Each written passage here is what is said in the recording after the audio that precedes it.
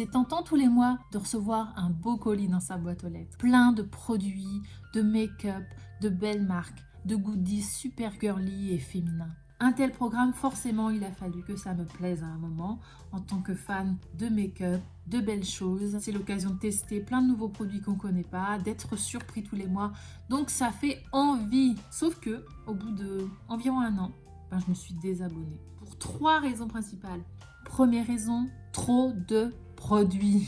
Il y a environ 6 ou 7 produits dans chaque box. Du skincare, donc des soins, il peut y avoir du maquillage.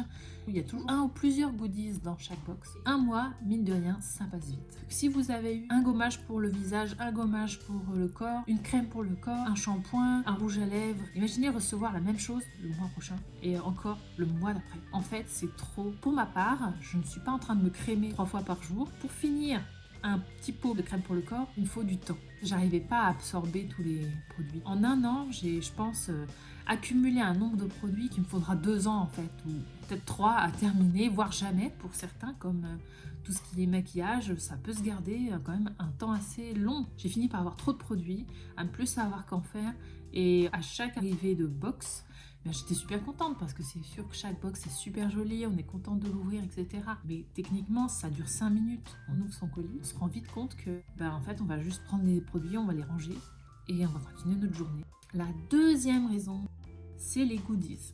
Les goodies ne sont pas toujours adaptés. J'ai reçu par exemple des foulards d'une couleur que je ne pourrais jamais porter, des sacs, des tote bags, j'en ai des quantités impressionnantes, j'en ai pas besoin d'un plus. Beaucoup de superflu en fait, des barrettes, moi je porte pas de barrettes, si je mets une barrette dans mes cheveux, j'arriverai jamais à l'enlever. Donc en fait des choses pas adaptées, que je n'utilise pas, qui sont pas à mon goût, en fait tout ça, ça fait beaucoup de bazar pour pas dire autre chose, quoi. Quant aux produits en eux-mêmes, parfois, eux, ne sont pas beaucoup plus adaptés. J'ai reçu de l'auto-bronzant, que moi, voilà, ça m'intéresse pas du tout.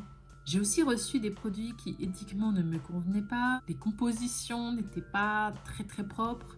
Des silicones, des marques pas forcément très éthiques. Sans chercher forcément du bio ou du vegan, j'aime bien que les compositions soient relativement naturelles, avec le moins possible de dérivés du pétrole et le plus possible de beurre végétaux, de cire d'abeille, des choses qui sont saines. Et c'est pas toujours le cas, c'est au petit bonheur la chance. La troisième raison, tout ça c'est de la surconsommation. La majorité des produits, je les aurais jamais achetés. Alors certes, c'est rigolo de tester des nouveaux produits. C'est sympa d'avoir des goodies dans sa box.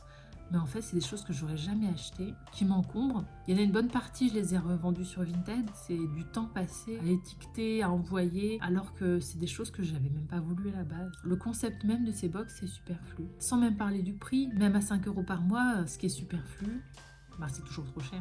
Donc voilà les 3 raisons pour lesquelles je me suis abonnée de My Little Box. J'en profite pour dire que j'étais aussi abonnée à une autre box qui s'appelle My Beautiful Box et qui est moins bien que la Little Box parce que les produits sont moins qualitatifs en général. Voilà, j'espère que ça vous a plu. N'hésitez pas à ajouter un petit like, ça me ferait vraiment plaisir parce que cette chaîne a besoin de grandir.